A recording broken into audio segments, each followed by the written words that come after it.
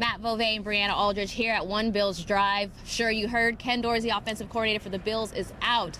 And now quarterbacks coach Joe Brady steps in as that interim role for now. And like we've been saying, a lot of people know this is a tryout for him. So if this works out, it's a good chance that he is going to keep this job.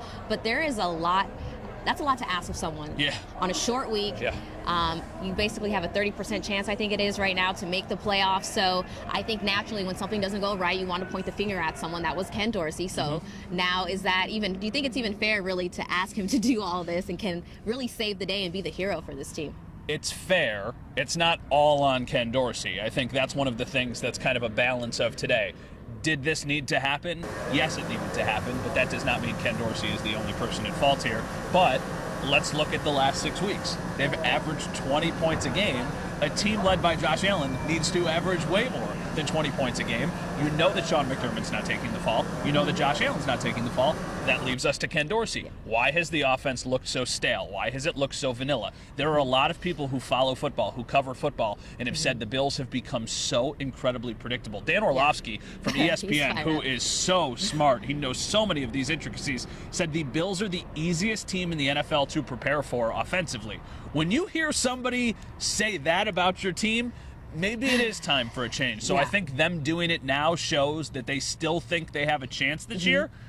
I don't necessarily feel the same way. I feel like if you were going to do this move, you should have did it a couple weeks ago. Right. But something needed to be done, and now it's Joe Brady's time. What do you think? Yeah, just looking back at this last performance, he looked desperate. Yeah. Even thinking about the last offensive drives, it was just like, okay, Cook can get some yards, he can move the chains, so let's give it to him 6 times and then let him scramble. And it's frustrating because it seemed like Broncos might have not been the best game plan, but they had a game plan, they stuck to it, and they looked like, okay, it's not working, but they kept at it, and it looked like Ken Dorsey was just trying to throw stuff and hoping it was going to stick. And I think that's the most frustrating part when you do have those key pieces, and it's frustrating because you've seen them work. You've seen them work when they get everyone involved, when Kincaid is involved, when Gabe Davis shows up, when Diggs is doing what he's doing, but you can't always rely on Diggs, and like you said, it's predictable. So when you're watching tape, you know who you're going to go for. We saw them being able to stop Diggs last night. Then what? Gabe Davis doesn't show up again.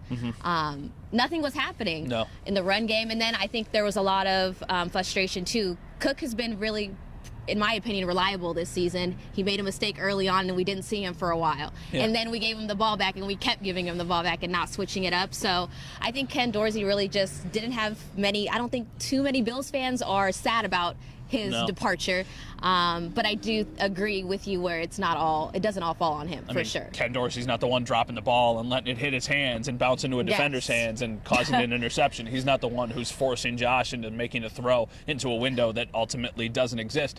But the thing that has always stood out to me about Ken Dorsey, and this is from watching the game, talking to people who really, really know the game, Brian Daboll had so much success because it felt like he attacked the weakness of an opponent. It felt like Ken Dorsey tried to play to the strengths of his team more than attack an opponent, and I don't think that's the right approach. And it felt like once they had an approach, they stuck to it. Hey, why'd you not go up tempo fast enough? Well, because this was the plan we had. Okay, well, it's not working. So change something. Do something. They need to adjust.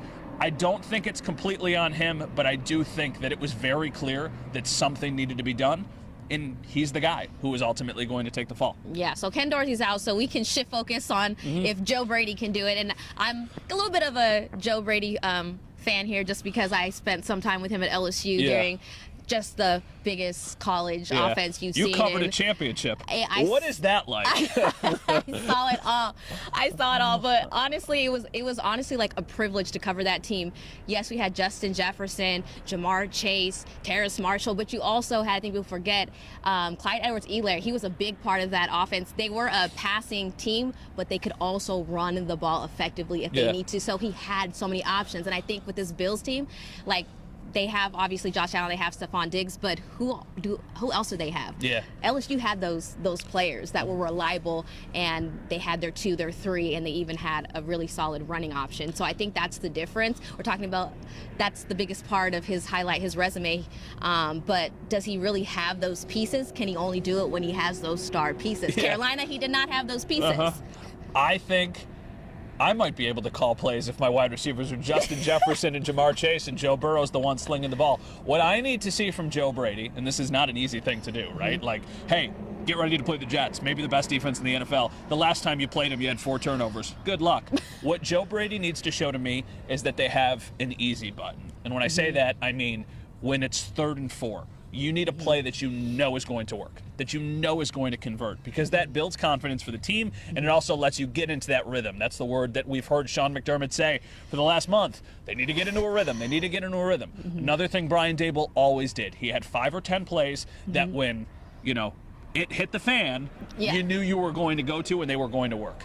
They have not done that with Ken Dorsey. With Ken Dorsey, it's like, hey, Josh, go do something cool. And if you don't, well, then maybe it's an interception, or then maybe we're in some serious trouble. So get an easy button and just be less predictable, because those are the big things we need to see. Even last night, the earlier Bills team, when there was 2 minutes, they were down touchdown, I would just kick back. There's plenty of time for this Bills team to score. Last night, I did not feel that way at all. I did not feel like, I haven't felt like that in weeks. I'm just like, I saw a New England game. It could go either way. Saw the Giants, a Giants team that's just got ran through by the Cowboys that the Bills have to face in a few weeks. That's the thing. I think this Jets team is kind of like, yes, their defense is solid. They have no offense flowing for them.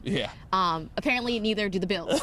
So I think this will be like a good test for Brady, and also how involved McDermott is. I hope he doesn't just, throw him out there and best of luck. I hope he does. It would be nice, and I think smart, I don't know your opinion, if he maybe eases up on the defense a little bit and have someone else help him on that end, so he can maybe focus a little bit more on the offense. Will he do that? No, but I think that would be, I don't know, if I was Joe Brady, I think that would make me feel a little bit more confident. I think it goes both ways. I see your point, and I agree with it to an extent, but I also think Joe Brady needs to put a stamp on this team, and I think that he needs to set a tone early, and I think that if you've got to do that, you don't want the help from anybody else. I think you've got to be like, trial by fire. Hey, I'm going to do this, and you're not going to do this, because that's the one thing about Sean. Sean always says, we need complementary football. We need balanced football.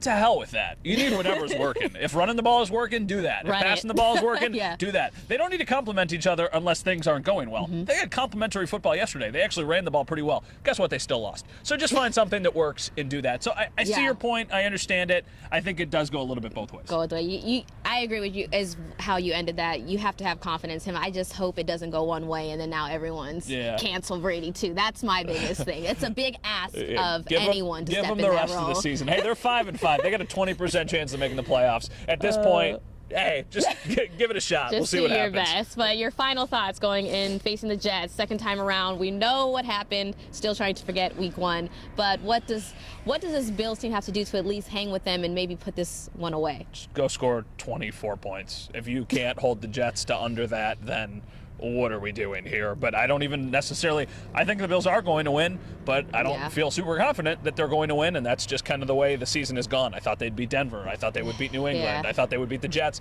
after Aaron Rodgers got hurt, and it was a loss, and it was a loss, and it was a loss. So just overall, they don't look good enough, and that's the reality of it. Yeah, I have this weird feeling the teams that we thought they should beat, they're losing to, but I feel like the teams that were like, I think they're going to come out and actually win, and it's just going to make scratch our heads a little bit, but that's just how I'm seeing them, and they're not going to lay down, but they're going to end up like doing something weird and like... Yeah, they're going to lose yesterday to the Broncos, and then they're going to go to Kansas City and win, and go to Philly and win, and then they'll miss the playoffs by like a game, and you're going to be like, oh my gosh, what the heck? But that's what this team does. Emotional roller coaster. Let's ride. Yeah, exactly. That's it for now. For Matt Bove, from Briana, Aldridge.